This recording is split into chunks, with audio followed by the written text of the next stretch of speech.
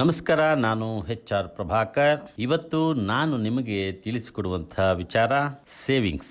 ಹೌದು, ಇವತ್ತಿನ ಉಳಿತಾಯ ಭದ್ರ ಬದುಕಿಗೆ ಅಡಿಪಾಯ. ಬನ್ನಿ ಹಾಗಾದರೆ ಸೇವಿಂಗ್ಸ್ ಹೇಗೆ ಮಾಡಬೇಕು, ಏನು ಮಾಡಬಹುದು ಅನ್ನೋದನ್ನು ನಾವೀಗ ತಿಳ್ಕೊಳ್ಳೋಣ. ಹನಿ ಹನಿ ಕುಡಿದ್ರೆ ಹಳ್ಳ, ತೆನೆ ತೆನೆ ಕುಡಿದ್ರೆ ಬಳ್ಳ ಅನ್ನೋ ಹಾಗೆ ಅನೇಕರಿಗೆ ಈ ಮಾತು ಅಕ್ಷರಶಃ ಒಂದು ಪ್ರೇರಕ ಶಕ್ತಿ ಕಣ್ರಿ. ಎಷ್ಟೋ ಮಂದಿ ಸಣ್ಣ ಪುಟ್ಟ ದುಡಿಮೆ ಇರುವಂತಹ ಉದ್ಯೋಗಿಗಳು, ಸಣ್ಣ ವ್ಯಾಪಾರಿಗಳು, ರೈತರು, ಕೂಲಿ ಕಾರ್ಮಿಕರು ಹಾಗೂ ನಾಳಿನ ಕಾಳಜಿ ಇರುವಂತಹ ಎಲ್ಲರೂ ಕೂಡ ಈ ಮಾತನ್ನು ಸರ್ವತಾ ಪರಿಪಾಲಿಸಿದ್ರೆ ಆಪತ್ಕಾಲಕ್ಕೆ ಅದು ಸಂಜೀವನಿಯಾಗತ್ತೆ ಅನ್ನೋದರಲ್ಲಿ ಯಾವುದೇ ಅನುಮಾನ ಇಲ್ಲ. ಹಾಗಾಗಿನೇ ನಮ್ಮ ಇಂದಿನ ಉಳಿತಾಯ ನಾಳಿನ ನಮ್ಮ ಆದಾಯ ಅಂತ ಹೇಳ್ಬೋದು. ಇವತ್ತಿನ ದುಬಾರಿ ಜಗತ್ತಿನಲ್ಲಿ ಎಷ್ಟೇ ದುಡಿದು ಸಹ ನಮ್ಮ ಕೊಳ್ಳುಬಾಕತನದ ಸಂಸ್ಕೃತಿಯಿಂದ ಬದುಕು ಪೂರ್ತಿ ಅಂದರೆ ಪ್ಲಾಸ್ಟಿಕ್ ಮನಿ ಅಥವಾ ಸುಲಭವಾಗಿ ಸಿಗುವಂತಹ ಕ್ರೆಡಿಟ್ ಕಾರ್ಡ್ನಿಂದ ಸಾಲದ ಶೂಲೆಯಲ್ಲಿ ಸದಾ ಸಿಕ್ಕು ಒದ್ದಾಡುವಂತಹ ಪರಿಸ್ಥಿತಿ ಬಂದ್ಬಿಟ್ಟಿದೆ. ಇವತ್ತು ಏನೇ ಕೊಳ್ಳಬೇಕೆಂದರೂ ಕಿಸೆಯಿಂದ ಕಾರ್ಡ್ ತೆಗೆದು ಸ್ವೈಪ್ ಮಾಡ್ತೀವಿ. ಈ ಚಾಳಿ ಎಷ್ಟರ ಮಟ್ಟಿಗೆ ಮೈಗೂಡಿದೆ ನಮಗೆ ಅಂದರೆ, ಎಷ್ಟೋ ಮಂದಿ ಆಪತ್ ಸಮಯಕ್ಕೆ ಹಣ ಬೇಕೆಂದರೆ ಲಕ್ಷಾಂತರ ರೂಪಾಯಿ ದುಡಿಯುವವರ ಹತ್ರ ಕನಿಷ್ಠ 100 ರೂಪಾಯಿ ಸಹ ಪರ್ಸಲ್ಲಿರೋದಿಲ್ಲ. ಅಂದರೆ ಪ್ಲಾಸ್ಟಿಕ್ ಹಣದ ಮೇಲೆ ನಾವು ಹೇಗೆ ಡಿಪೆಂಡ್ ಆಗಿದ್ದೀವಿ ಅನ್ನೋದು ಇದರಿಂದ ಗೊತ್ತಾಗುತ್ತೆ. ಇನ್ನೂ ಕೆಲವರಂತೂ ಬೆಳಗ್ಗೆ ತರಕಾರಿ, ಹಾಲು ತರಲಿಕ್ಕೆ 100 ರೂಪಾಯಿ ಬೇಕಾದರೆ ATMನಲ್ಲಿ ಡ್ರಾ ಮಾಡ್ಕೊಂಡು ಬರುವಂಥ ಪರಿಸ್ಥಿತಿಲಿದ್ದಾರೆ. ಇದು ಪರಾವಲಂಬಿತನದ ಪರಮಾವಧಿ ಅಂತಲೇ ಹೇಳ್ಬೋದು.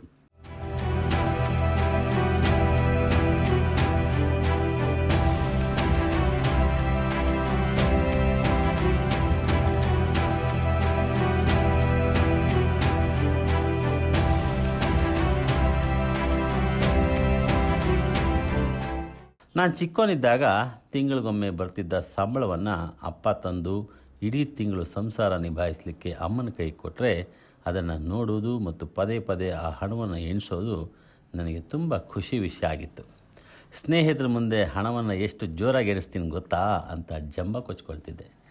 ಅಮ್ಮ ದಿನಸಿ ಅಂಗಡಿ, ಹಾಲು, ಪೇಪರು ಹೀಗೆ ಎಲ್ಲದಕ್ಕೂ ಬಳಸಿ ಉಳಿದ ಅಷ್ಟಿಷ್ಟು ಹಣವನ್ನು ಸಾಸಿವೆ ಡಬ್ಬಿಲೋ, ಯಾರಿಗೂ ಕಾಣದಂತೆ ಒಗ್ಗರಣೆ ಡಬ್ಬಿಲೋ ಇಟ್ಟರೆ ಅದೇ ಅಮ್ಮನ ಪಾಲಿನ ಸ್ವಿಸ್ ಬ್ಯಾಂಕು ಹಾಗೂ ನಮ್ಮ ಪಾಲಿನ ATM.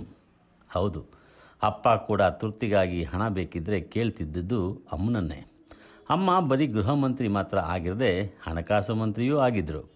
ಬರುತ್ತಿದ್ದ ಸಣ್ಣ ಮೊತ್ತದ ಸಂಬಳದಲ್ಲಿ ನಾಜೂಕಾಗಿ ಮನೆಗೆ, ಮಕ್ಕಳಿಗೆ, ಗಂಡನಿಗೆ ಬೇಕಾದಂಥ ಎಲ್ಲ ಬೇಕು ಬೇಡುಗಳನ್ನು ಈಡೇರಿಸುತ್ತಿದ್ದಂಥ ಅಕ್ಷಯ ಪಾತ್ರೆ ಅಂದರೆ ಅಮ್ಮನೇ ಅಂದಿನ ಉಳಿತಾಯದ ಹಿಂದಿನ ಪ್ರೇರಕ ಶಕ್ತಿ. ಇಂತಹ ಅಚ್ಚುಕಟ್ಟಿನ ನಿರ್ವಹಣೆ ಅನೇಕ ಅಮ್ಮಂದರು ತಮ್ಮ ಕುಟುಂಬದ ಬಗ್ಗೆ ಮುಂಜಾಗ್ರತೆಯಿಂದ ಪಾಲಿಸುತ್ತಿದ್ದ ಶಿಸ್ತಿನ ಬದುಕು ಆಯಾ ಕುಟುಂಬಗಳ ಬಡ್ಜೆಟನ್ನು ಒಂದು ತಹಬದಿಲಿ ಇಡ್ತಾ ಇತ್ತು. ಗೃಹಿಣಿ ಮನಸ್ಸು ಮಾಡಿದ್ರೆ ಮನೆಯ ಆರ್ಥಿಕ ಸ್ಥಿತಿ ಯಾವಾಗಲೂ ಆಯ ತಪ್ಪೋದಿಲ್ಲ ಅನ್ನಲಿಕ್ಕೆ ಇಂತಹ ಅನೇಕ ಗೃಹಿಣಿಯರು ಮಾದರಿ.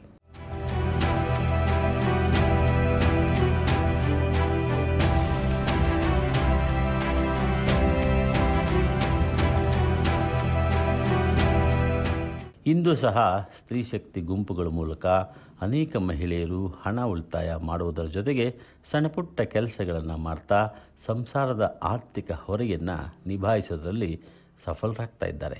ದಿನ ಕಳೆದಂತೆ ಬದಲಾದ ಜೀವನ ಶೈಲಿ, ನಗರೀಕರಣ, ಜಾಗತೀಕರಣ, ಉದಾರೀಕರಣ ಇವೆಲ್ಲದರ ಪರಿಣಾಮ ಅಂದಿನ ಅಮ್ಮ ಬದಲಾಗಿದ್ದಾಳೆ. ಡಬ್ಬಿಯ ಹಣದಿಂದ ಬ್ಯಾಂಕ್ ಖಾತೆಯವರೆಗೂ ಇವತ್ತು ಬಂದು ನಿಂತಿದ್ದಾಳೆ. ಇಂದಿನ ಅನೇಕ ಅಮ್ಮಂದರು ದುಡಿತಾರೆ, ಮಕ್ಕಳ ಬೇಕು ಬೇಡಗಳನ್ನು ಈಡೇರಿಸ್ತಾರೆ. ಲಕ್ಷಾಂತರ ರೂಪಾಯಿ ಸಂಬಳ ಅನ್ನೋದು ಇವತ್ತಿನ ದಿನಗಳಲ್ಲಿ ದೊಡ್ಡ ವಿಚಾರವಾಗೇನೂ ಉಳಿದಿಲ್ಲ. ಇಂದು ಹಣದ ಬೆಲೆ ಕುಸಿದಿದೆ. ನಮಗೆ ಬೇಕಿರಲಿ ಬ್ಯಾಡದೇ ಇರಲಿ ಬ್ಯಾಂಕ್ನವರು ಬಹಳ ಧಾರಾಳವಾಗಿ ಕಾಲ್ ಮಾಡಿ ಸಾಲ, ಕ್ರೆಡಿಟ್ ಕಾರ್ಡನ್ನು ಕೊಟ್ಟುಬಿಡ್ತಾರೆ. ನಾವು ಕೂಡ ಹಿಂದೆ ಮುಂದೆ ಯೋಚಿಸದೆ ತೊಗೊಂಡ್ಬಿಡ್ತೀವಿ. ಅದರ ಅವಶ್ಯಕತೆ ನಮಗಿದೆಯಾ? ನಮ್ಮ ಗಳಿಕೆ ಎಷ್ಟು? ನಾವು ಖರ್ಚು ಮಾಡಬೇಕಾದ್ದೆಷ್ಟು?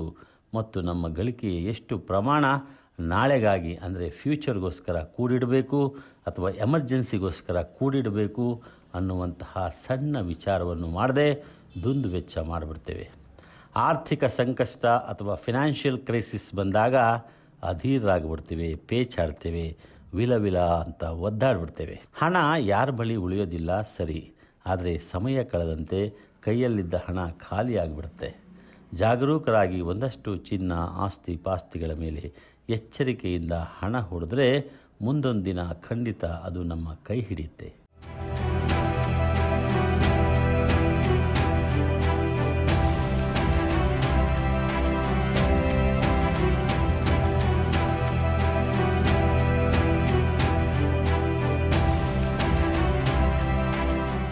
ಇನ್ನು ಇವತ್ತು ಅನಾರೋಗ್ಯದ ಸಮಸ್ಯೆಗೆ ಆರೋಗ್ಯ ವಿಮೆ, ಜೀವ ರಕ್ಷಣೆಗೆ ಜೀವ ವಿಮೆ, ಲೈಫ್ ಇನ್ಶೂರೆನ್ಸ್, ವಾಹನ ಕೊಳ್ಳಲಿಕ್ಕೆ ಸಾಲ, ಬೇಕಾದಷ್ಟು ಬೇಡವಾದ್ದನ್ನು ಕೊಳ್ಳಲು ಕ್ರೆಡಿಟ್ ಕಾರ್ಡು ಎಲ್ಲವೂ ಸಹ ನಮಗೆ ಕೈಗೆಟುಕ್ತಿದ್ರೂ ಕೂಡ ಏನಾದರೂ ಒಂದು ಅವಘಡ ಸಂಭವಿಸಿದಾಗ ತಕ್ಷಣಕ್ಕೆ ಸಿಗುವಂತಹ ಹಣ ಕೈಯಲ್ಲಿರೋದಿಲ್ಲ.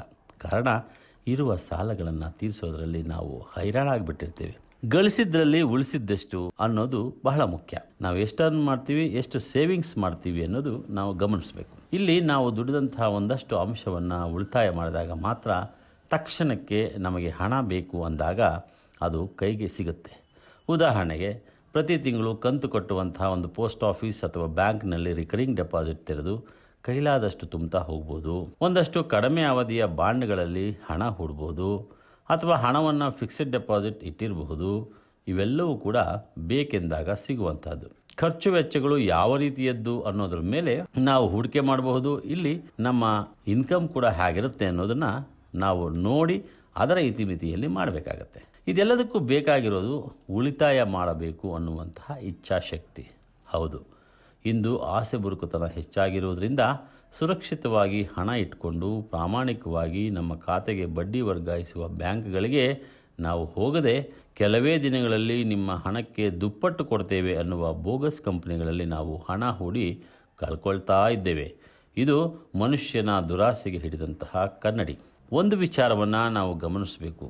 ನಮಗೆ ತಕ್ಷಣಕ್ಕೆ ಲಕ್ಷ ಬೇಕಂದರೆ ಜಗತ್ತಲ್ಲಿ ಯಾರೂ ಕೊಡಲ್ಲ. ಎಷ್ಟೇ ಆತ್ಮೀಯರೆಂದರೂ ಸಹ ಹಣ ಅಂದ ತಕ್ಷಣ ನಮ್ಮ ಸಂಪರ್ಕ ಕಟ್ ಮಾಡ್ಕೊಳ್ಳೋಕ್ಕೆ ಪ್ರಯತ್ನ ಪಡ್ತಾರೆ. ಎಷ್ಟೇ ವ್ಯಾಪಾರ ವಹಿವಾಟು ಇರುವ ವ್ಯಕ್ತಿಯಾದರೂ ತಕ್ಷಣಕ್ಕೆ ಹಣ ಬೇಕು ಅಂದಾಗ ಒದ್ದಾಡ್ತಾರೆ.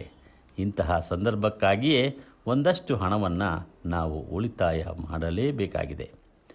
ದುಂದು ವೆಚ್ಚ, ದುಬಾರಿ ಮೊಬೈಲು, ಓಡಿಸದಿದ್ದರೂ ಸ್ಟೇಟಸ್ಗೋಸ್ಕರ ಕಾರು, ಬೈಕ್ ಕೊಳ್ಳೋದು ಸಮಾಜದಲ್ಲಿ ಪ್ರತಿಷ್ಠೆ ಅಂತ ಕೊಂಡವರನ್ನು ನೋಡುತ್ತಿರ್ತೇವೆ. ಪಕ್ಕದ ಮನೆಯವರು ಕಾರ್ ತಂದಿದ್ದಾರೆ, ನಾವೇನು ಕಮ್ಮಿ ಅನ್ನುವ ತೋರ್ಪಡಿಕೆಗೆ ಕೊಳ್ಳುವ ಮಂದಿಗೂ ಕೂಡ ನಮ್ಮ ಸಮಾಜದಲ್ಲಿ ಕಡಿಮೆ ಏನಿಲ್ಲ. ಕೈ ತುಂಬಾ ಕ್ಯಾಶ್, ಮೈ ತುಂಬಾ ಜೋಶ್, ಲೈಫ್ ಎಲ್ಲ ಖುಷು, ದಿನವೂ ಮಜಾ ಇದೆ. ದರ್ಬಾರು ಮಾಡೋ, ದಳಬಾಯಿ ನೋಡೋ, ದುಡ್ಡಿಂದ ತಾನೇ ದುನಿಯಾ ಬಿಸಿ ಇದೆ.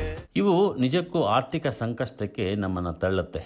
ಒಂದು ಬಾರಿ ವಿನಿಯೋಗಿಸುವ ಮೊದಲು ನಾವು ಯೋಚಿಸಬೇಕಾಗಿದೆ. ಇವೆಲ್ಲವನ್ನು ಅಳೆದು ತೂಗಿ ನಾವಿರುವ ಪರಿಸ್ಥಿತಿ ಏನು, ನಮ್ಮ ಆದಾಯ ಏನು, ನಮ್ಮ ಖರ್ಚೇನು, ಉಳಿತಾಯವೇನು, ಮಕ್ಕಳ ವಿದ್ಯಾಭ್ಯಾಸಕ್ಕೆ, ಆರೋಗ್ಯ ರಕ್ಷಣೆಗೆ, ಅಥವಾ ಏನಾದರೂ ಎಮರ್ಜೆನ್ಸಿ ಅಂತ ಆದರೆ ಏನನ್ನು ಉಳಿತಾಯ ಮಾಡಬಹುದು, ನಮ್ಮ ಇತಿಮಿತಿಗಳೇನು ಅನ್ನೋದನ್ನು ಪ್ರತಿಯೊಬ್ಬರೂ ಸರಿಯಾಗಿ ಯೋಚಿಸಿ ನಮ್ಮದೇ ಆದ ಒಂದು ಮುಂಗಡ ಪತ್ರ ಅಂದರೆ ಒಂದು ಬಡ್ಜೆಟನ್ನು ರೂಪಿಸ್ಕೊಳ್ದಿದ್ರೆ ಬದುಕೆಂಬ ಬಂಡಿ ಆರ್ಥಿಕವಾಗಿ ಹಳಿತಬ್ಬಿಡುತ್ತೆ ಕಣ್ರಿ. ಅಯ್ಯೋ, ಸೈಟ್ ಕೊಳ್ಳಲಾಗಲಿಲ್ವಲ್ಲ, ಮನೆ ಇನ್ನೂ ದೂರದ ಮಾತು ಅಂತ ಚಿಂತಿಸುವ ಬದಲು ಇವತ್ತಿನಿಂದ ನಮಗೆ ಸಾಧ್ಯವಾದಷ್ಟು ಹಣವನ್ನು ಕಂತಿನ ರೂಪದಲ್ಲಿ ಬ್ಯಾಂಕ್ನಲ್ಲೋ ಅಥವಾ ಪೋಸ್ಟ್ ಆಫೀಸ್ನಲ್ಲೋ ಹೂಡ್ತಾ ಬರ್ತೀವಿ. 100,000ವಾಗಿ 1,000 ಲಕ್ಷ ಆಗತ್ತೆ. ಆಗ ಬದುಕಿನ ದೊಡ್ಡ ಕನಸೊಂದು ನನಸಾಗ್ಬೋದು. ಸೊ ಹೀಗೆ ಹನಿ ಹನಿಗೂಡಿದ್ರೆ ಹಳ್ಳ, ತೆನೆ ಗೂಡಿದ್ರೆ ಬಳ್ಳ ಅನ್ನೋದನ್ನು ನಾವು ಇಲ್ಲಿ ಅಳವಡಿಸ್ಕೊಳ್ಬೋದಾಗಿದೆ. ಇರುವೆ ತನ್ನ ಗೂಡಿಗಾಗಿ ಮಣ್ಣು ಸಂಗ್ರಹಿಸುವುದು ಇಲ್ಲಿ ನಮಗೆ ಮಾದರಿಯಾಗತ್ತೆ. ಕೇಂದ್ರ ಮುಂಗಡ ಪತ್ರದಲ್ಲಿ ಸಾಮಾನ್ಯರು ಬ್ಯಾಂಕಿನತ್ತ ನಡೆಯುವಂತಹ ಯೋಜನೆಯನ್ನು ರೂಪಿಸಿದ್ದು ಪ್ರತಿ ಕುಟುಂಬಕ್ಕೆ 2 ಬ್ಯಾಂಕ್ ಖಾತೆ ತೆರೆಯುವ ಬಗ್ಗೆ ಪ್ರಸ್ತಾಪಿಸಿದೆ. ಇದು ಬಹಳ ಉಪಯೋಗವಾಗಿದ್ದು. ಸೊ ಹೀಗೆ ಮನುಷ್ಯ ಪ್ರಯತ್ನ ಪಟ್ಟರೆ ಯಾವುದೇ ಒಂದು ಸಂದರ್ಭದಲ್ಲೂ ಕೂಡ ತನ್ನ ಇತಿಮಿತಿಯಲ್ಲಿ ತನಗೆ ಬೇಕಾದಂತಹ ಖರ್ಚನ್ನು ಮಾಡಿ ಉಳಿದ ಹಣವನ್ನು ಪುಟ್ಟ ಸೇವಿಂಗ್ಸ್ ಮೂಲಕ ಮಾಡ್ಕೋತಾ ಬಂದರೆ ಅಥವಾ ಪುಟ್ಟ ಉಳಿತಾಯಗಳನ್ನು ಮಾಡ್ಕೋತಾ ಬಂದರೆ ಯಾವುದೋ ಒಂದು ಆಪತ್ಕಾಲಕ್ಕೆ ಅದು ಆಧಾರವಾಗುತ್ತೆ. ಹಾಗಾಗಿನೇ ನಮ್ಮ ಇವತ್ತಿನ ಬದುಕು ಎಷ್ಟು ಮುಖ್ಯವೋ ನಾಳಿನ ಭವಿಷ್ಯದತ್ತ ನಮ್ಮ ಗಮನವೂ ಮತ್ತು ನಮ್ಮ ಉಳಿತಾಯವೂ ಕೂಡ ಅಷ್ಟೇ ಮುಖ್ಯ. ಹಾಗಾಗಿಯೇ ಉಳಿತಾಯ ನಮ್ಮ ಬದುಕಿನ ಭಾಗವಾಗಲಿ, ನಾಳಿನ ನಮ್ಮ ಆರ್ಥಿಕ ಬದುಕು ಸುಭದ್ರವಾಗಿರಲಿ ಅನ್ನೋದನ್ನು ನಾವು ಯಾವಾಗಲೂ ಯೋಚಿಸಬೇಕು. ನೀವು ಇದುವರೆಗೂ ಈ ರೀತಿ ಸೇವಿಂಗ್ಸ್ ಮಾಡಲಿಕ್ಕೆ ಮನಸ್ಸು ಮಾಡಿಲ್ಲ ಅಂದರೆ ಅಟ್ಲೀಸ್ಟ್ ಈಗಲಾದರೂ ಟ್ರೈ ಮಾಡಿ ನೋಡಿ. ಅದರ ಖುಷಿ ಏನಂತ ನಿಮಗೆ ಫ್ಯೂಚರಲ್ಲಿ ಗೊತ್ತಾಗತ್ತೆ. ಏನಂತೀರಾ? Have A great time.